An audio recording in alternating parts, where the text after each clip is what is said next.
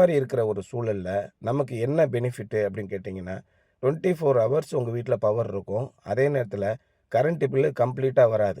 Network charge மட்டும் நீங்க கட்டுவீங்க. ஆக இந்த வீட்ல எல்லா தேவையான சேஃப்டி மெஷர் நம்ம எடுத்து, அதே மாரி இடி தாங்கியும் நம்ம குடுத்து, இப்படி பக்காவா ஒண்ணு ஒண்ணையும் யோசனை பண்ணி பண்ணி குடுத்துருக்கோம் இந்த இடத்துல.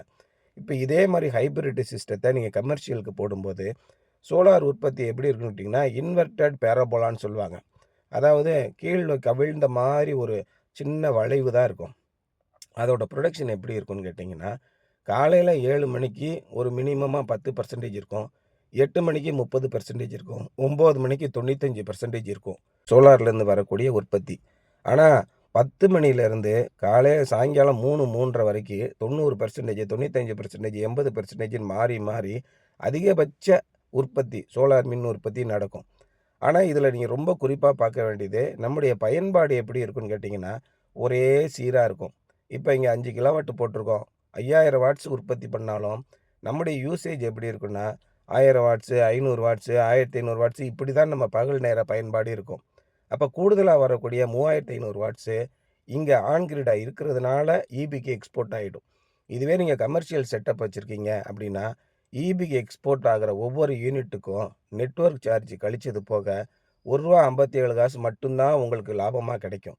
அது மிக மிக சொற்ப செலவு. ஆனா நீங்க ஈபிலேருந்து எவ்வளோ வாங்குறீங்க அப்படின்னு கேட்டீங்கன்னா, கிட்டத்தட்ட ரூ. 11 ஒரு யூனிட் வாங்குவீங்க. யூனிட்டோட செலவு, அதோட electricity taxes, peak hour charges இதெல்லாம் சேர்க்கும்போது ரொம்ப ரொம்ப அதிக விலை கொடுத்து வாங்குறீங்க. நீங்க வாங்குறதுல 10ல 1 பங்கு விலைக்கு தான் உங்ககிட்ட இருந்து ஈபி காரங்க வாங்குவாங்க. இது வந்து எதுக்குன்னா, எல்லாத்தையுமே நம்ம சோலார்ல போட்டுட்டோம்னா, கிரிட் ஸ்டெபிலிட்டி போயிடும். அது குடுக்கக்கூடாதுன்னு கிடையாது. கிரிட் ஸ்டெபிலிட்டி அப்படின்னா, எல்லாருக்கும் மின்சாரத்த சப்ளை பண்ணும்போது, ஈபில ஒரு கிரிட் ஸ்டெபிலிட்டிய மெயின்டெயின் பண்ணணும். எங்கேருந்து சப்ளை வாங்குறாங்க அப்படின்னா, மின் உற்பத்தி நிலையங்கள்ல இருந்து வாங்குறாங்க. அதே வாங்குற அவ்வளோ பவரையும் நம்ம பகிர்மானம் பண்ணி குடுத்துறணும். டிஸ்ட்ரிபியூஷன் பண்ணி நம்ம நுகர்வோருக்கு குடுத்துறணும். சப்போஸ் இதில நுகர்வோர் வாங்காம இருந்தாலோ, இல்ல உற்பத்தி வீழ்ச்சி அடைஞ்சாலோ, இந்த கிரிட் ஃபெயிலியர் ஆயிடும். அத மெயின்டெயின் பண்றதுக்காக கமர்ஷியல் செட்டப்புக்கு எல்லாமே நெட் மீட்டர் குடுக்கல. குறைந்த அளவு உற்பத்தி பண்ணிக்கங்க அப்படின்னு ஒரு இக்கட்டான சூழல்ல இருக்காங்க. இந்த மாரி நீங்க ரூ. 10,000, ரூ. 15,000, ரூ. 20,000, ரூ. 50,000 வரைக்கும் நீங்க பில்லு கட்டக்கூடிய கமர்ஷியல் எஸ்டாபிளிஷ்மென்ட் வச்சிருந்தீங்கன்னா, நீங்க ஆன் கிரிட் சோலார் சிஸ்டம் போடக்கூடாது. ஆன் கிரிட்லயே ஹைபிரிட் இன்வெர்ட்டர்ன்னு இருக்கு. அத வாங்கி 3 பேட்டரி, 4 பேட்டரி, 10 பேட்டரி இந்த மாரி நம்ம வச்சுட்டோம்னா, பகல் நேரத்தில அதிகப்படியா உற்பத்தி ஆகும். 9 மணிலேருந்து சாயங்காலம் 3 மணி வரைக்கும்.